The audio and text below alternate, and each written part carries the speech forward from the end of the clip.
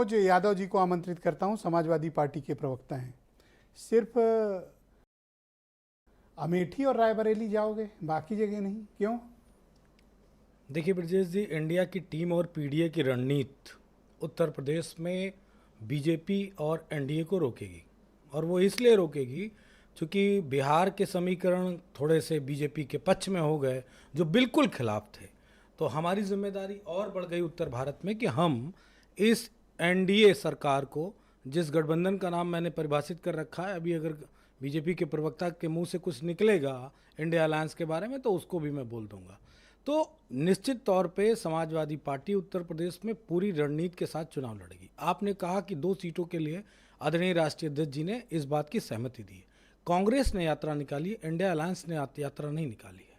इसके बाद जो सीट शेयरिंग के बाद जो सीटें होंगी उस पर कॉमन प्रचार किया जाएगा, चाहे आदरणीय राष्ट्रीय अध्यक्ष जी हो, राहुल जी हो, खड़गे जी हो, उत्तर प्रदेश की कांग्रेस की कमेटी हो या समाजवादी पार्टी की कमेटी हो, उन सीटों पे जो भी कॉमन सीटें और अमूमन पूरी 80 सीटों दीजिए कि अमेठी और रायबरेली वाली बात सही है, वहीं जाएंगे? निश्चित तौर पे बिल्कुल उन दोनों ही सीटों पे राष्ट्रीय अध्यक्ष जी जाएंगे। और अगर अब तो आपस में कांग्रेस को आप मजबूर कर रहे हो या बेबस कर रहे हो? कांग्रेस को उत्तर प्रदेश में मजबूत कर रहे हैं। मजबूर शब्द का इस्तेमाल तो बिल्कुल कतई मत करिएगा।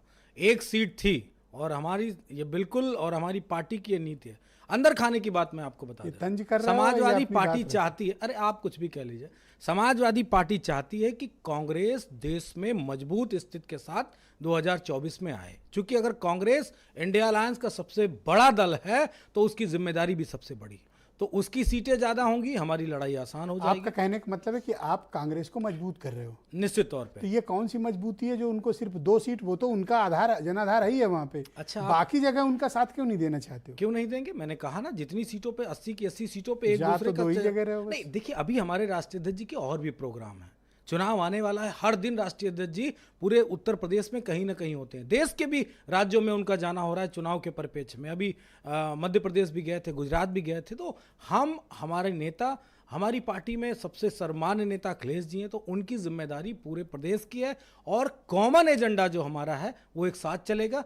हमारी पार्टी के, चूंकि हमारी ज्यादा संख्या में हमें सीट लड़नी है तो उसकी तैयारी कर। बड़ी चर्चा है कि आरएलडी आपको छोड़कर बीजेपी के साथ जा रही है। ये चर्चा वही बाबा आदम के जमाने वाली है।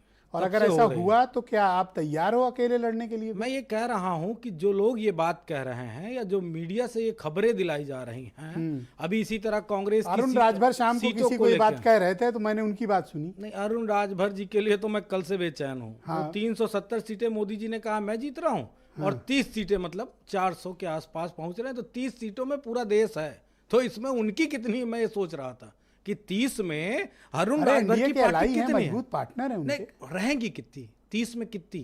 3, 1, आधी, पौना, मतलब इसको आपको फिक्र करने की जरूरत नहीं। वो 80 के 80 सीट पे लड़ रहे हैं। मैं तब से परेशान हूं जब 370 प्लस 30 वाली बात चल रही। मोदी जी ने सदन में कहा 370 बीजेपी आ रही है और 30 प्लस हो जाएगी तो 400 पार होगी। तो इनकी कहां पे इनकी भागीदारी सुनिश्चित कर रही बीजेपी, ये तय करने वाली बात है सबसे बड़ी। ये मैंने इसलिए कहा कि हमारे यहाँ 6 सीट मांग रहे थे ब्रजेश जी। कौन? 6? अरे यही जो बैठे हैं ना चाचा जी, हमारे 6 सीटें चाहिए। झांसी चाहिए, हरदोई चाहिए, वो चाहिए, बलिया चाहिए। अरे कोई एहसान कर रहे हो, आपको जिता के लाए हैं। हम ना कह रहे हैं, हमको जिता के लाए हैं तो बन जाती सरकार। अगर जिता के लाए होते तो कहाँ बन गई सरकार? खैर, उस पर मैं इसलिए नहीं बात करूंगा। छोड़ो कल की बातें, कल की बात पुरानी। नए दौर में 2024 में उत्तर प्रदेश में इंडिया अलायंस और पीडीए लिखेगा नई कहानी। थैंक यू, बहुत शुक्रिया जी।